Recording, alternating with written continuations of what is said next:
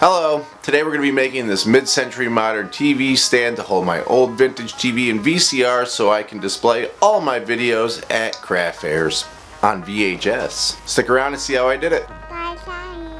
When I was a kid, there was a small mom and pop video store called Omega Video that was pretty close to my house. Every weekend my friends and I would skateboard over there and grab a few horror movies, and then right across the street was Visco's Pizza. We'd go in there, grab some pizza, head back to my basement, pop that VHS of some B horror movie like Chopping Mall into the VCR, sit down on the couch, and let all those blood and guts warp our vulnerable teenage minds.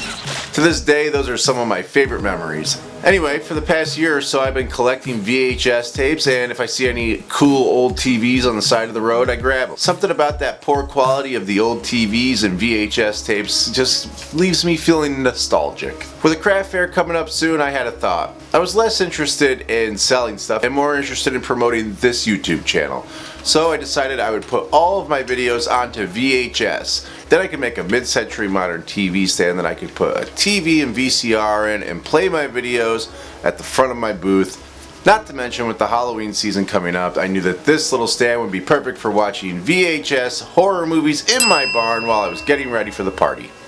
So far, all I've done is glue up these oak boards to create some panels that I will be cutting into a simple square box with mitered corners, a shelf for the TV to sit on, and the VCR to go underneath. Once the glue on these panels were dry, I brought it over to my miter saw and cut them to the rough length. Then I could bring them over to my table saw with this quick little sled that I made so I could cut 45-degree angles along the width of the panels.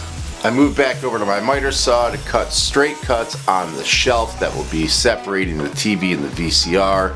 With all my cuts done, I gave the insides of this a quick sand so that I would not have to sand inside of it after it was all glued together. Now that everything on the inside of this box was sanded, I could start gluing and brad nailing it all together. I'm going to be reinforcing all of this using screws, which I'll be hiding with dowels. Once it was all brad nailed together, I was able to go back, like I said, and pre-drill all my holes, put some screws in, and then I could take some dowels, fill in the holes, cut them off with my flush trim bit. Flush trim bit? Flush trim saw? Japanese pole saw? Something like that.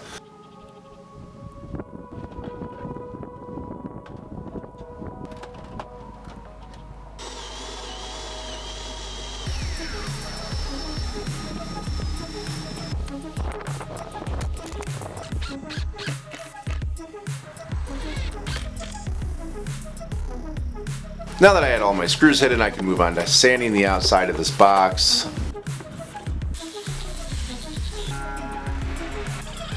I found these legs in the garbage on the side of the road, attached to an old table that was broken. Thought the legs were cool, so I took the whole thing home with me and saved the legs for a project like this. Once the legs were attached, the last thing I did was add some butcher block oil. I was really happy with this finish, so that was it. I was able to grab a cord off of the internet that would allow me to take my videos from my computer and put them directly onto VHS. Then I brought this whole setup to the craft fair, put my business cards on top, and my videos were playing on this TV. It brought a lot of attention into the booth because people recognized the old TV, and the little kids didn't have any idea why the TV looked so weird. And now I'll have this for all my craft fairs, and also I can set it up in a corner or something in my basement with one chair and just go down there and be alone and watch some old action and horror and comedy movies on VHS. Thank you so much for watching, and we'll see you in the next one later. Bye, see you again, and have a good dream.